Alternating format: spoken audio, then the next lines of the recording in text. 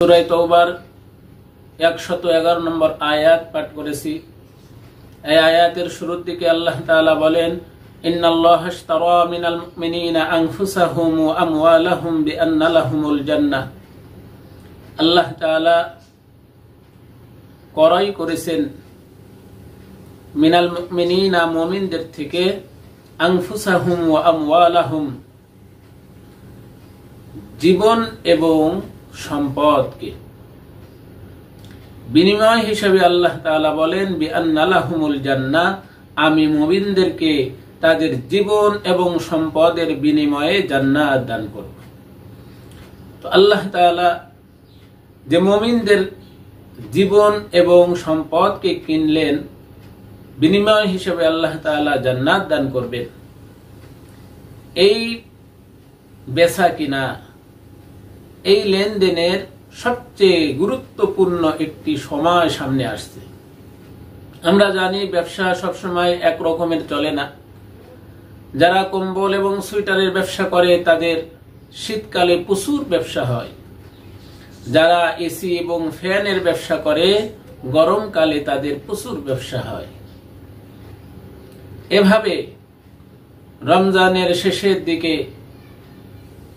ঈদের আগে আমাদের দেশের অসংখ্য ব্যবসায়ী যারা ব্যবসাতে এত বেশি সময় দেয় যে খাওয়ারও ঠিক থাকে না, ইফতারি করারও ঠিক থাকে না, একবারে ইফতারি সাহারি দুইটা একসঙ্গে অনেক সময় করতে হয়।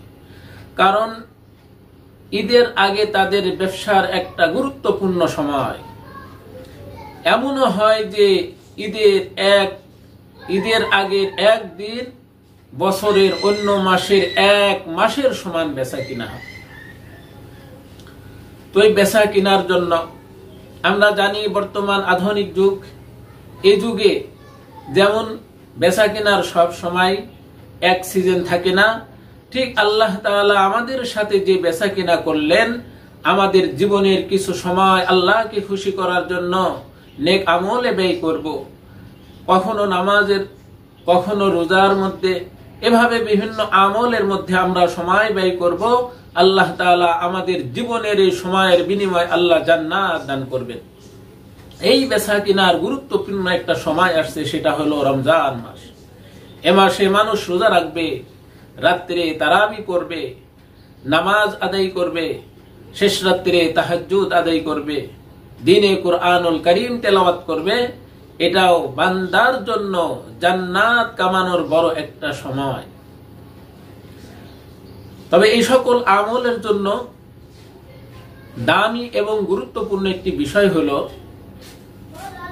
যে বর্তমান সময়ে আমরা দেখি ব্যবসা অনেক সময় এমন কিছু পণ্য ব্যবসার জন্য ক্রয় করতে হয় যে পণ্যগুলো দেশে নাই, বিদেশে আছে।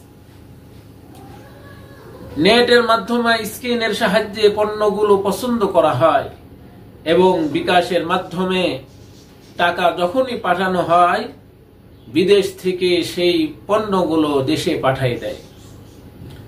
এই লেনদেনের জন্য যখন ক্রেতা কোনো মালকে ক্রয় করবে, দেশে বসেই যখন তার টাকা বিদেশে পাঠাই দিবে বিকাশের মাধ্যমে, তো অবশ্যই তার পিনকোড ঠিক থাকা জরুরি।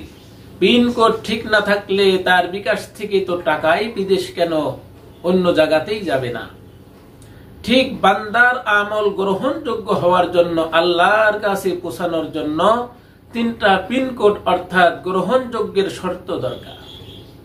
কোন বান্দা যখন ওই শর্তগুলো মেনে আমল করবে, অবশ্যই তার আমল আল্লাহ তাআলা পর্যন্ত পৌঁছায় যাবে। তো কোন আমল আল্লাহর কাছে গ্রহণযোগ্য হওয়ার জন্য শর্ত হলো তিনটা। 1 নম্বর, যে ব্যক্তি আমল করবে তার ঈমান থাকা লাগবে। ঈমান যদি না থাকে, সে যতই ভালো কাজ করুক সেগুলো ভালো কাজ হবে, কিন্তু নেক আমল হবে না। নেক আমল হওয়ার জন্য ঈমান থাকা শর্ত। 2 নম্বর, নিয়ত ঠিক থাকা। শুধু আল্লাহ তাআলাকে খুশি করার জন্য আমলটা করতে হবে। যদি মানুষ দেখানোর নিয়ত থাকে, সে জিহাদ করলেও কত মুজাহিদ কিয়ামতের দিন জাহান্নামে যাবে, যে তোমার জিহাদ হয়েছিল মানুষের সুনামের জন্য, তোমার হজ হয়েছে মানুষ দেখানোর জন্য, তোমার নামাজ হয়েছে মানুষ দেখানোর জন্য। এমন নিয়ত থাকলে নেক আমল আল্লাহ তাআলার কাছে পৌঁছাবে না, আল্লাহ তাআলার কাছে সেই ইবাদত গ্রহণযোগ্য হবে না। তো গ্রহণযোগ্য হওয়ার জন্য 2 নম্বর শর্ত হলো আল্লাহ তাআলাকে খুশি করার নিয়তে নেক আমল করা। 3 নম্বর সহি তরিকা। আমরা ফজরের 2 রাকাত ফরজ নামাজ আদায় করি, এর জন্য আজান দি, ইকামত দেওয়া হয়। কেউ যদি মনে করে যে আমি ঈদের নামাজ আদায় করব, সেখানেও আজান আর ইকামত দেব, এটা সহি তরিকা না। কেউ যদি মনে করে জুমার 2 রাকাত নামাজ জোরে কেরাত পড়া হয়, খুতবা দেওয়া হয়, ঈদের নামাজও তো জোরে কেরাত পড়া হয়, খুতবা দেওয়া হয়, তাহলে জুমার দিনে আজান হয়, ইকামত হয়, ঈদেও সেভাবে করব, এটা সহি তরিকা না। তরিকা সহি হতে হবে, নিয়ম সঠিক হতে হবে। এই 3টা শর্ত আমাদের খেয়াল রাখা দরকার। 1 নম্বর নেক আমল আল্লাহ তাআলার কাছে গ্রহণযোগ্য হওয়ার জন্য ঈমান থাকা। 2 নম্বর রিজায়ে মাওলা আল্লাহ তাআলাকে খুশি করার নিয়তে কাজ করা। 3 নম্বর তরিকা সহি হওয়া।